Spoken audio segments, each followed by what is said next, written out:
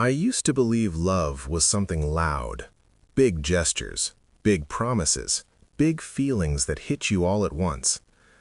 But the night I almost walked away from him forever, I realized love can also be quiet. And sometimes, the quiet moments hurt the most. It all started on a random Tuesday, one of those days you forget the moment it ends. I was standing in line at a coffee shop, scrolling through my phone, when the guy in front of me turned around and said, "You look like someone who hates mornings as much as I do." I smiled without thinking.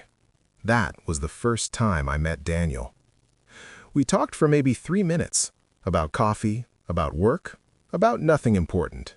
But when I left, I felt something strange, like the day had shifted slightly, like something small but meaningful had been added to my life. A week later, I saw him again.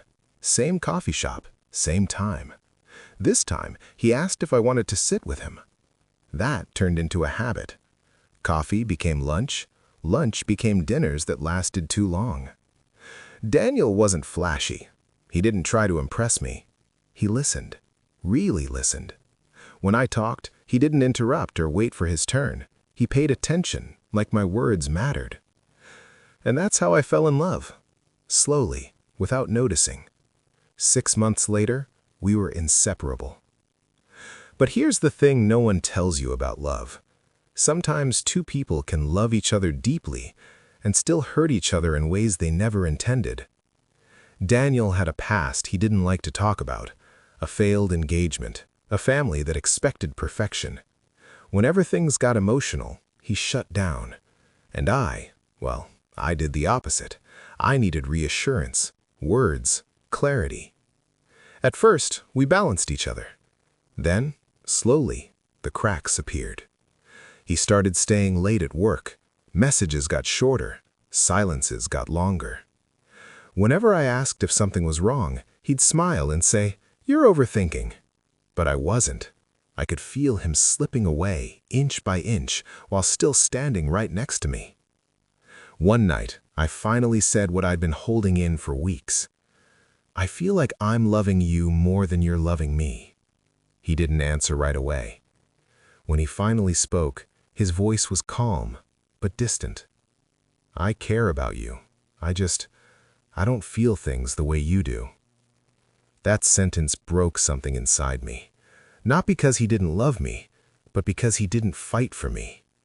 We didn't break up that night. We just faded. Still together, but not connected. Still talking, but not honest. Until the night everything exploded. We were at his apartment. I had found an old photo on his phone, him and his ex, laughing, looking happy in a way I'd never seen with me. "You still love her," I said. He snapped back instantly. "That's not fair." "But it's true," I said, my voice shaking. "You're here, but your heart isn't." For the first time, he raised his voice.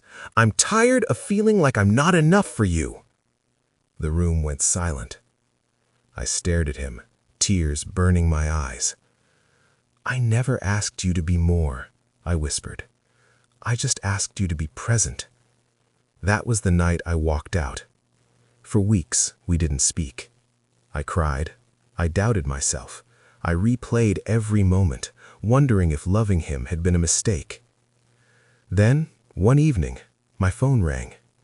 "Daniel, I don't expect you to forgive me, but I need to tell you something." We met at the same coffee shop where everything began.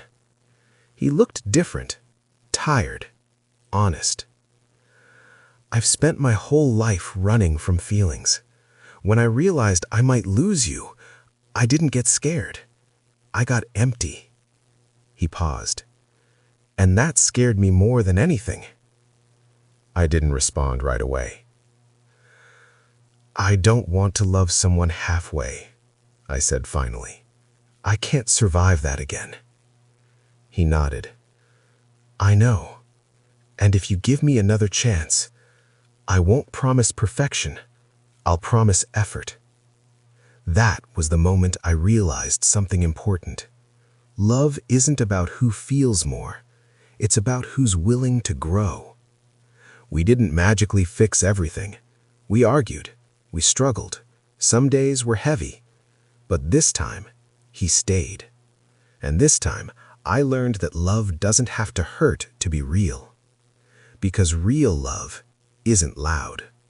It's choosing each other, even when it's hard, especially when it's hard. And sometimes, the strongest love story is the one that almost didn't survive.